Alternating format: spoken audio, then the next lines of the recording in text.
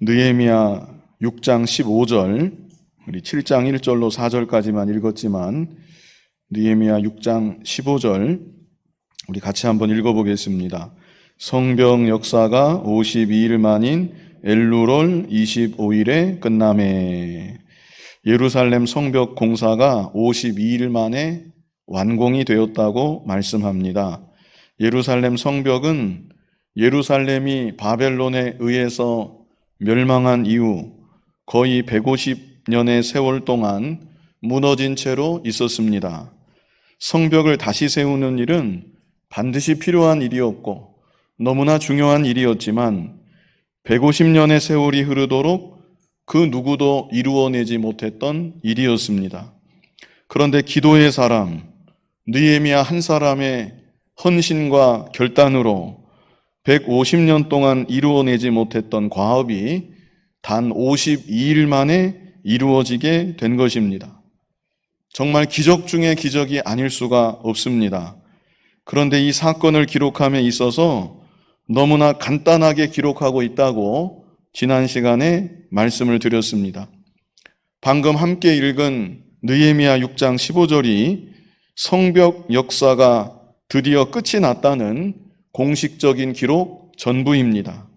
그 어떤 찬사도 없고 그 어떤 감정적인 서술도 없습니다. 단지 52일 만에 완성되었다는 지극히 객관적인 사실만을 짧게 기록하고 있는 것입니다. 그래서 지난 시간에는 이를 통해 알 수 있는 느헤미야의 믿음과 인격에 대해서 생각해 보았습니다.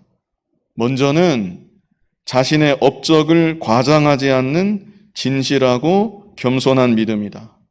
다음으로 하나님께 모든 영광을 돌리는 믿음이다. 마지막으로 방심하지 않는 믿음이다. 이렇게 느헤미야의 성숙한 믿음에 대해서 생각해 보았습니다. 계속해서 오늘은 성벽이 완성된 것과 관련해서 또 다른 중요한 진리를 함께 상고해 보고자 합니다. 성벽을 재건하는데 걸린 시간이 며칠이었습니까? 52일이었습니다. 그런데요, 느헤미야가 페르시아를 떠나기 전에 우리가 이미 앞에서 다 보았었는데 느헤미야가 페르시아를 떠나기 전에 황제의 허락을 받고 성벽 재건에 첫 발을 내딛기 전에 느헤미야가 기도했습니다. 페르시아를 떠나기 전에 느헤미야가 혼자서 기도했습니다. 느헤미야가 기도했던 기간이 어느 정도인지 혹시 기억이 나시나요? 느헤미야가 페르시아를 떠나기 전에 기도했던 시간 5달이었습니다. 5달을 기도했습니다. 성벽 재건은 며칠 만에 했습니까? 52일. 그런데 그 일을 위해서 기도했던 시간은 얼마입니까? 5달입니다.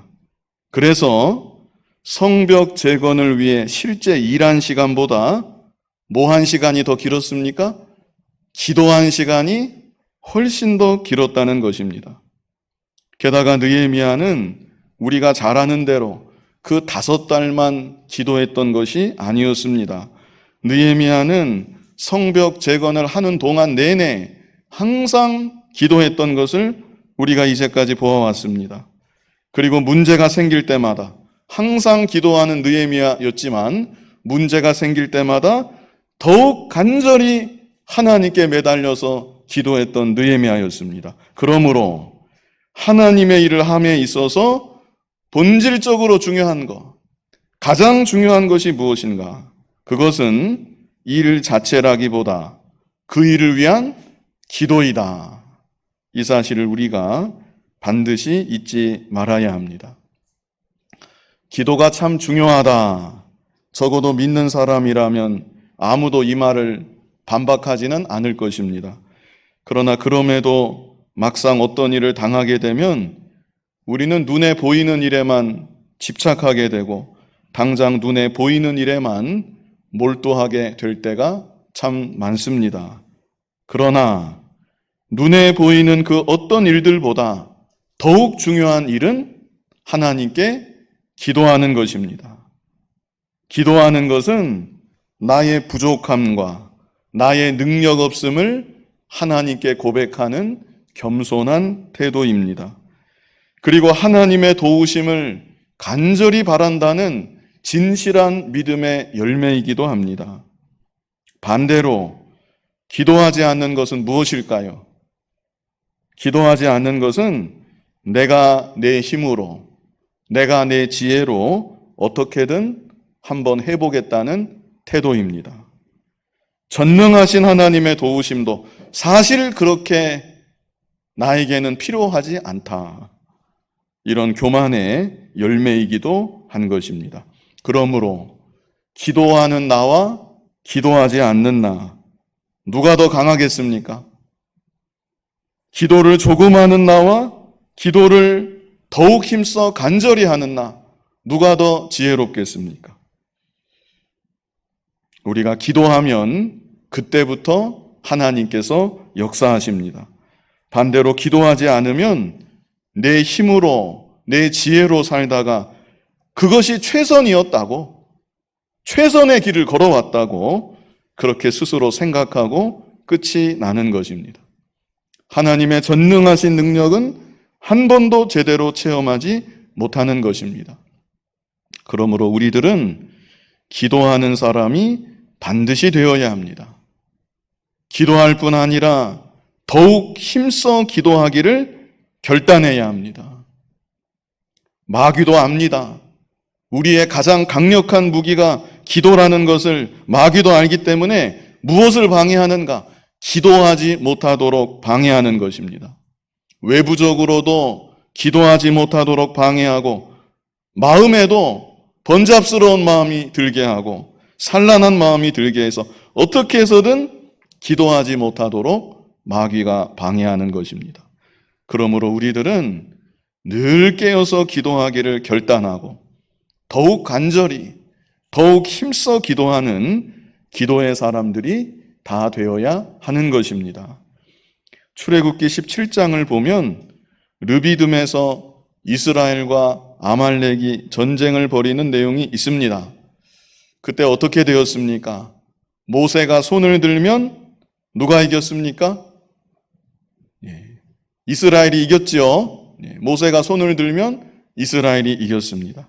전장에는 여호수아가 나가 있는데 모세가 손을 들어서 기도하면 여호수아와 이스라엘이 이기는 것입니다. 반대로 모세가 손을 내리면 여호수아와 이스라엘이 패했습니다.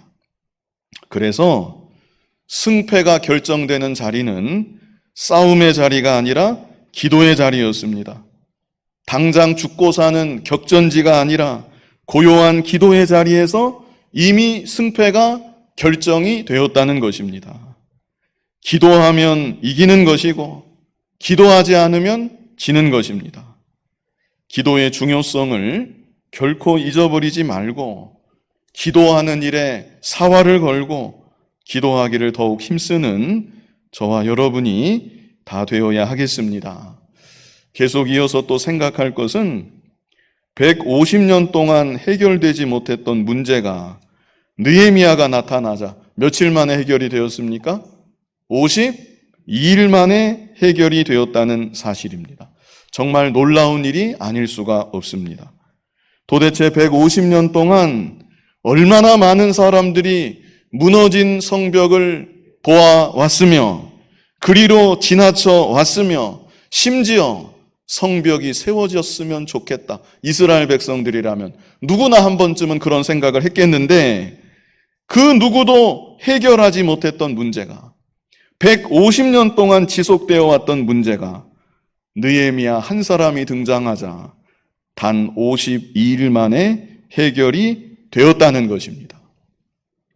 사람의 생각으로 너무나 어려운 문제, 불가능한 문제, 사실 달려들고 보면 그렇게 어려운 문제가 아닐 수도 있습니다.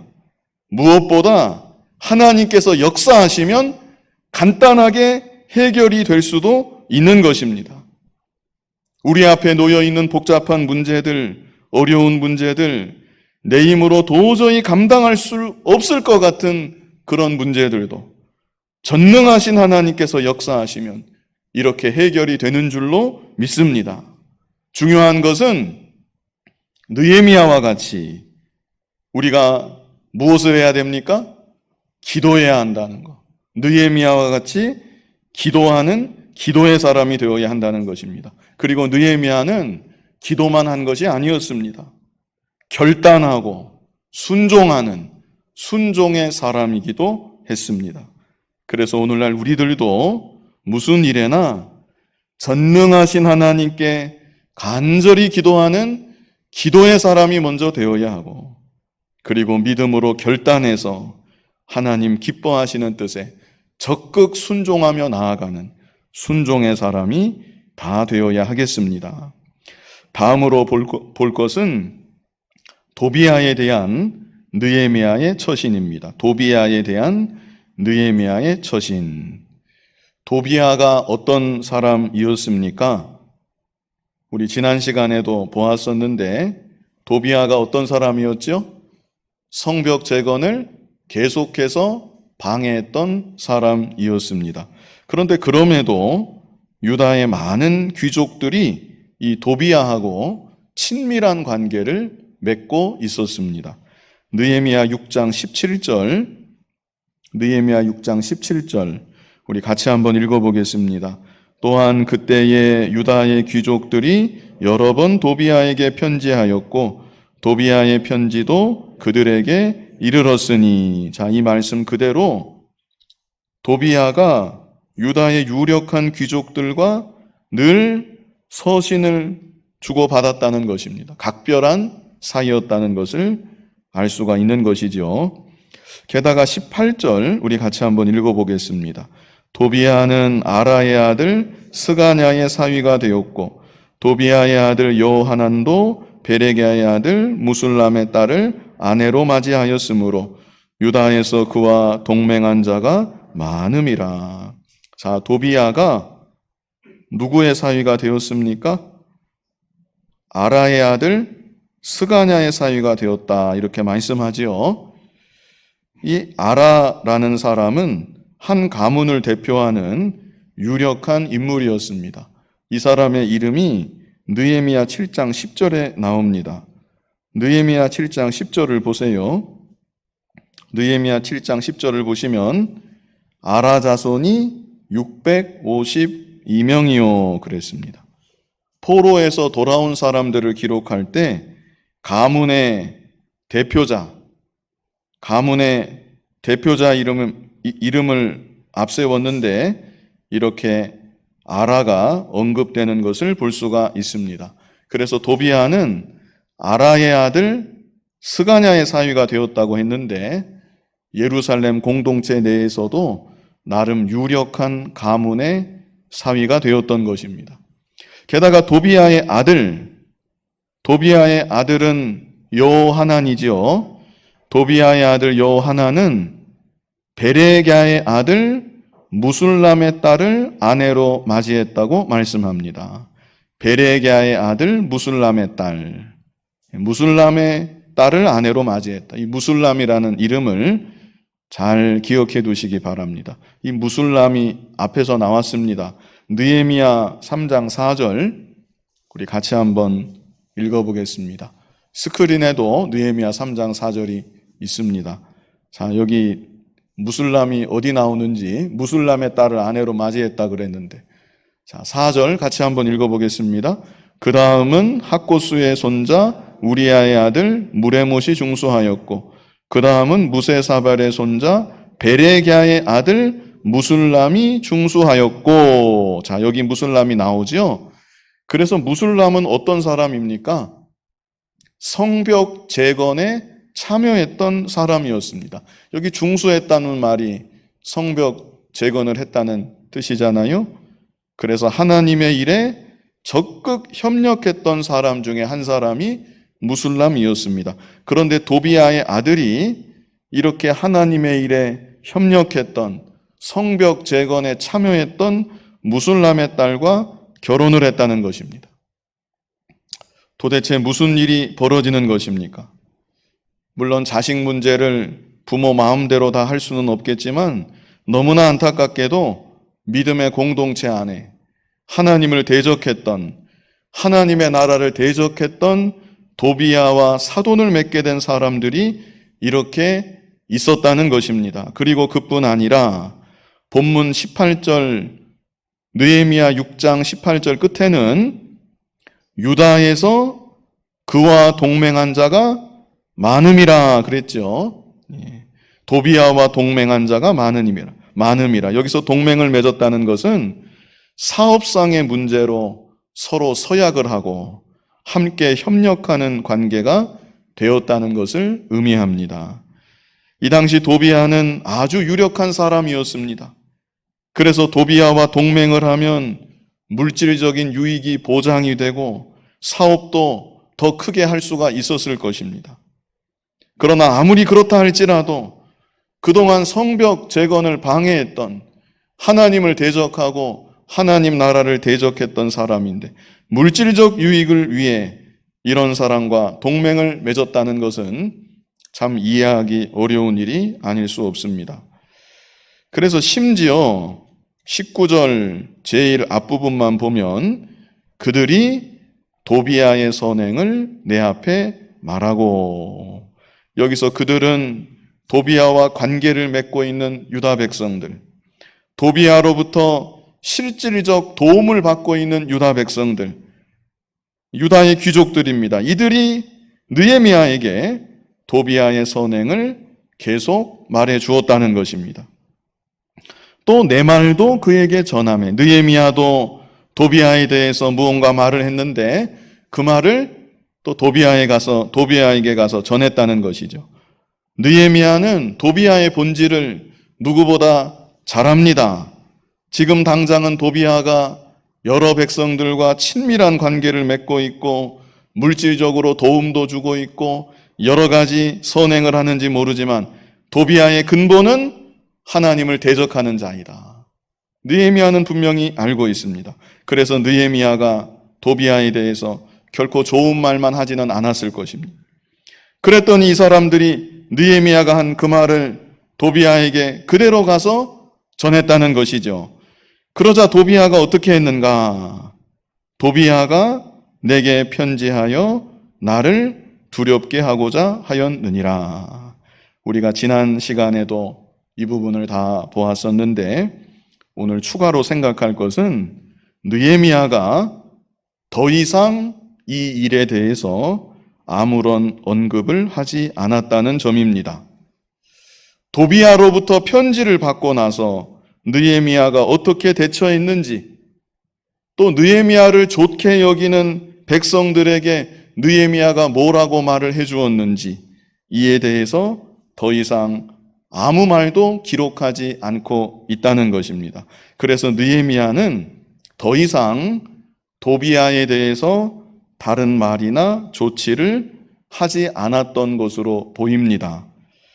자, 경우에 따라서는 느헤미야가 도비야의 정체를 분별하지 못하는 백성들에게, 도비야를 오해해서 도비야를 좋게 생각하는 사람들에게 도비야의 악행을 적나라하게 다 폭로할 수도 있습니다.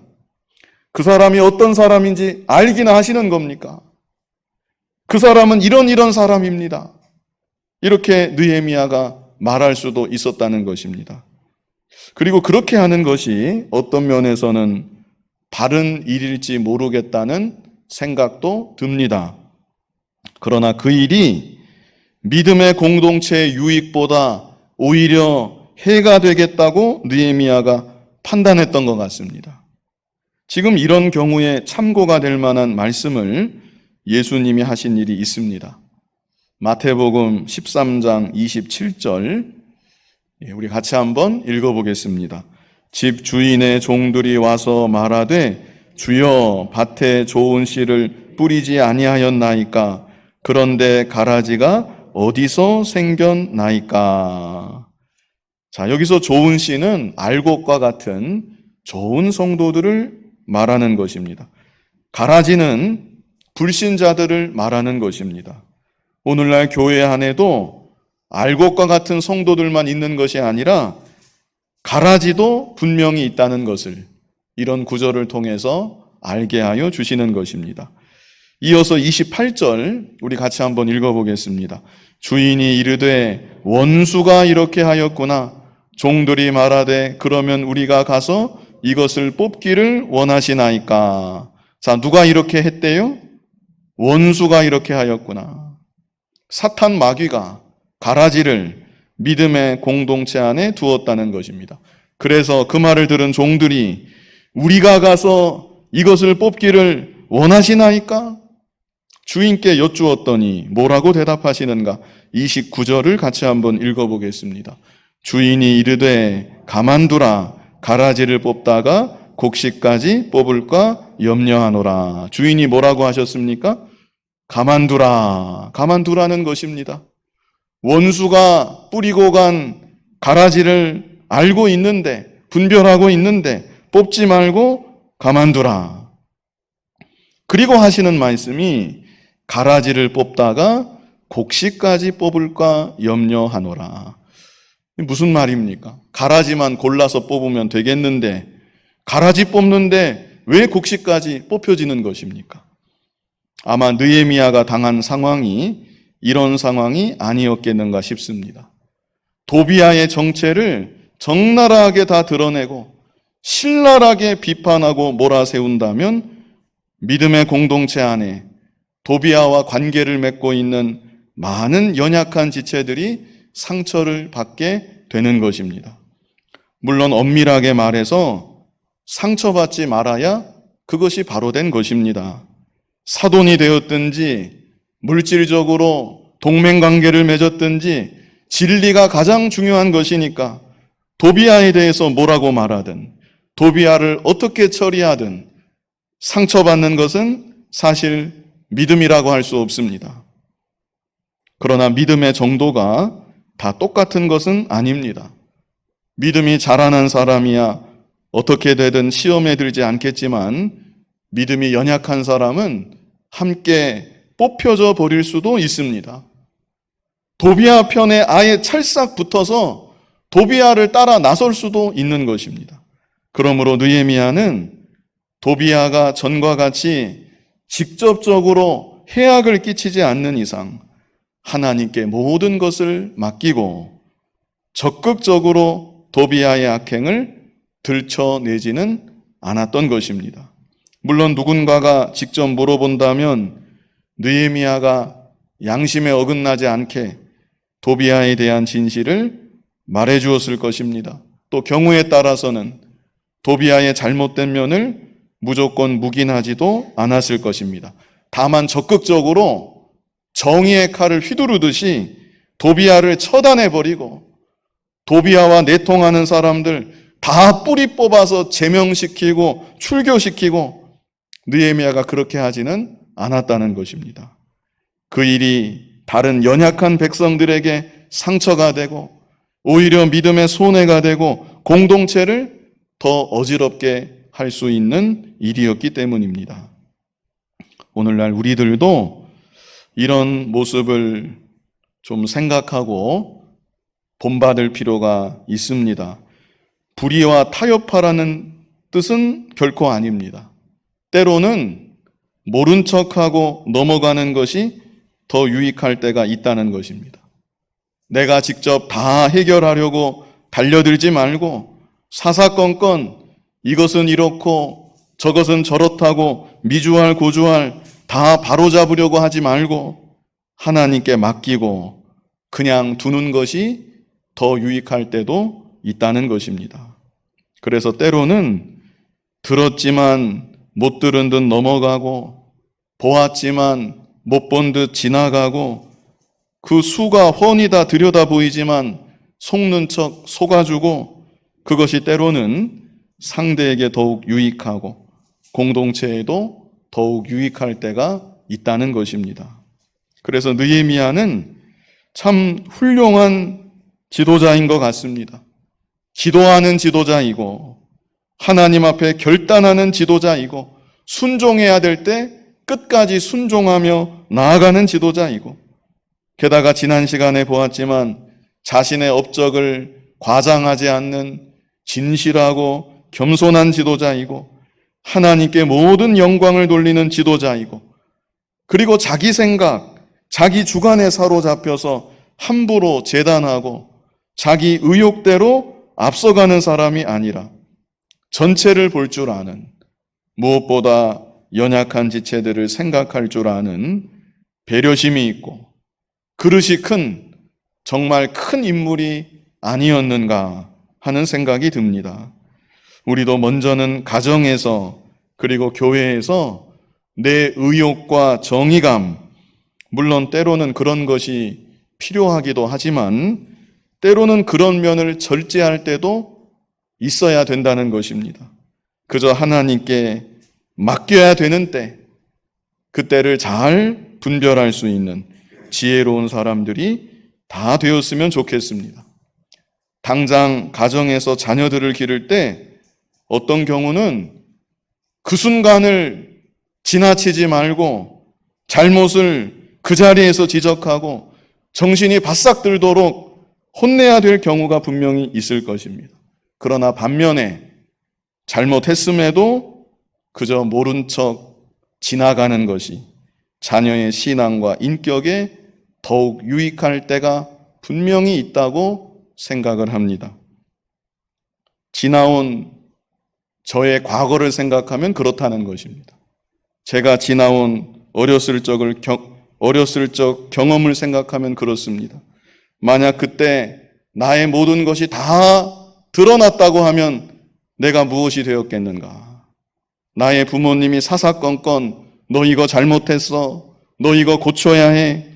물론 때로는 그렇게 혼내주시고 바로 잡아주셔서 참 감사한 부분도 있지만 반대로 그때 그냥 넘어가 주신 것이 나의 인격과 성숙을 위해 정말로 유익했구나. 그런 경우가 꽤 많았다는 것입니다.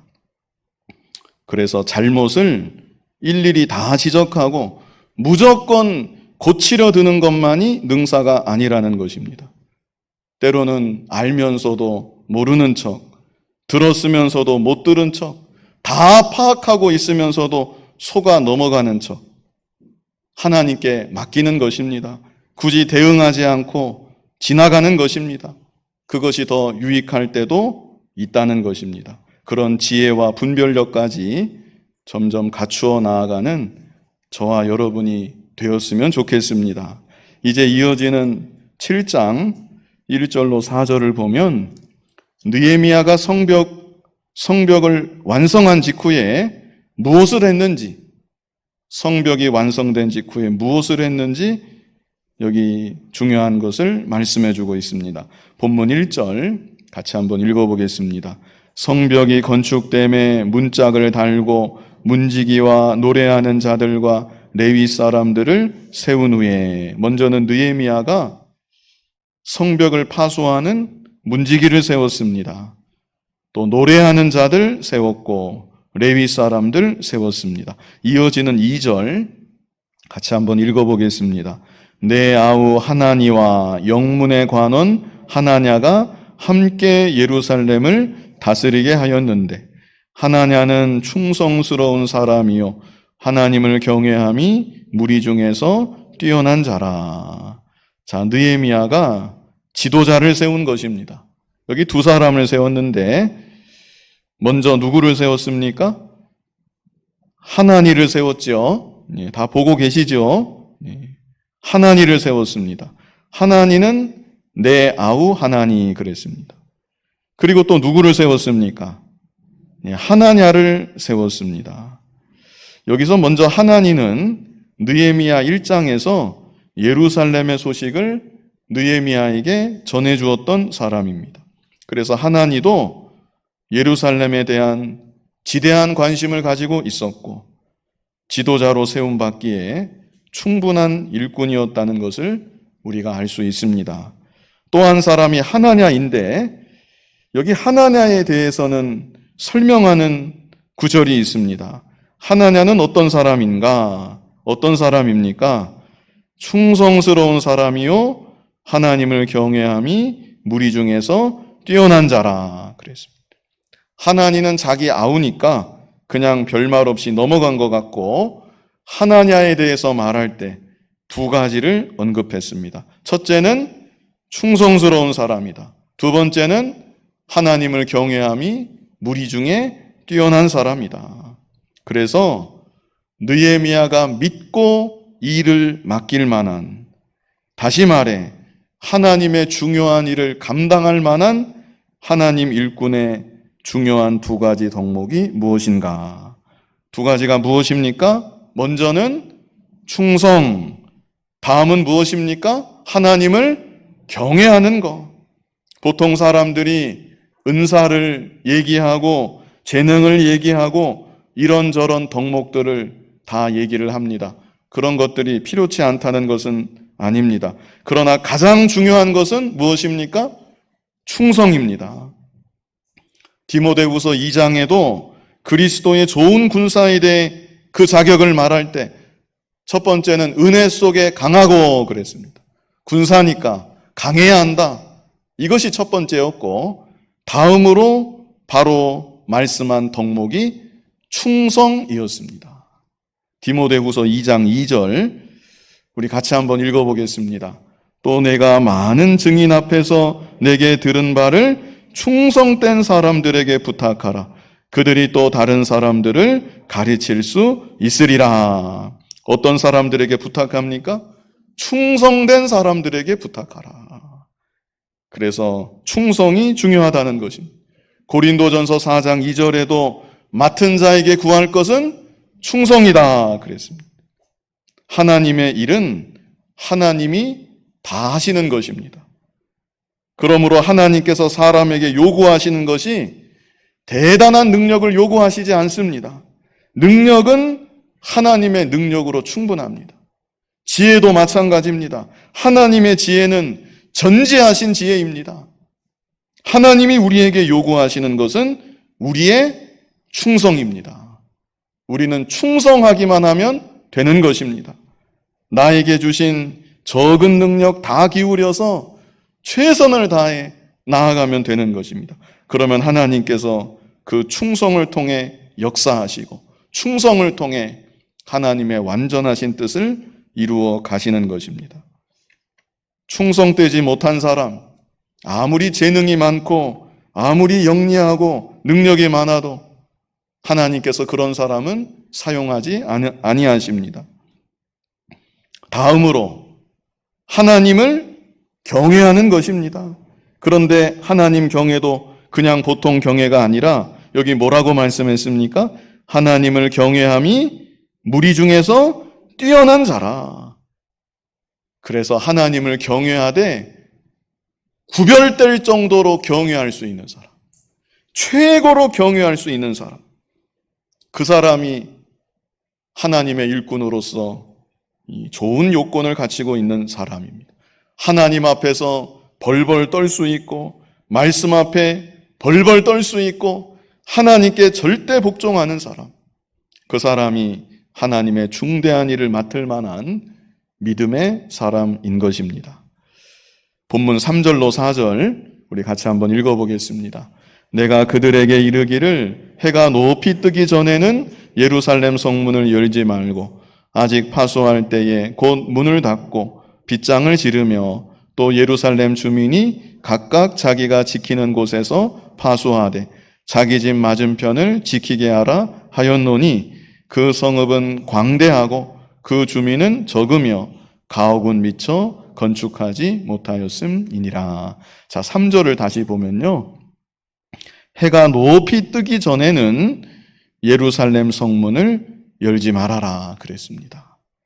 그리고 아직 파수할 때에 곧 문을 닫고 빗장을 지르라. 파수꾼 없을 때 문 닫지 말고 파수 중일 때 그때 문을 닫고 빗장을 지르라.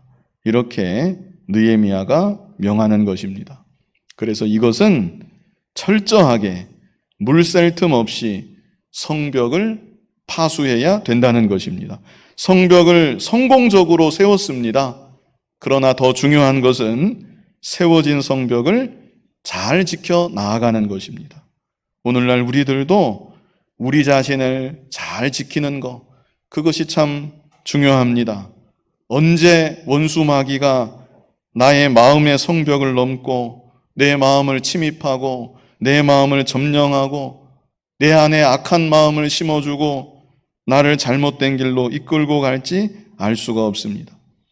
그동안 믿음 생활 잘한 거, 믿음의 성벽을 잘 쌓은 거, 거기에 안주하지 말고 항상 믿음을 지키고 내 마음의 성벽을 잘 세워갈 뿐 아니라 내 마음의 성벽을 더욱 굳건하게 잘 지켜나가는 우리들 모두가 될 수 있기를 간절히 바랍니다. 거룩하신 아버지 하나님, 느헤미야가 52일 동안 성벽 재건을 완성했는데 성벽을 재건하는 일을 착수하기 전에 5달 동안 하나님께 간절히 기도했다고 했습니다. 그뿐 아니라 성벽 재건을 하는 동안에도 느헤미야는 늘 기도했고 어려운 문제가 있을 때에는 더욱 간절히 하나님께 매달려서 기도했다고 했습니다. 기도의 자리가 승패가 결정되는 자리인 줄 알고 기도하기에 더욱 힘쓰는 기도의 사람들로 굳건히 세워지는 우리들 모두가 되게 하여 주시옵소서. 느헤미야가 성벽을 성공적으로 완성한 이후에 그 성벽을 또한 잘 파수했듯이 우리들도 내 믿음의 성벽, 마음의 성벽을 잘 지키며 살아가는 믿음의 삶이 다 되게 하여 주시옵소서. 예수님 이름으로 기도하옵나이다. 아멘.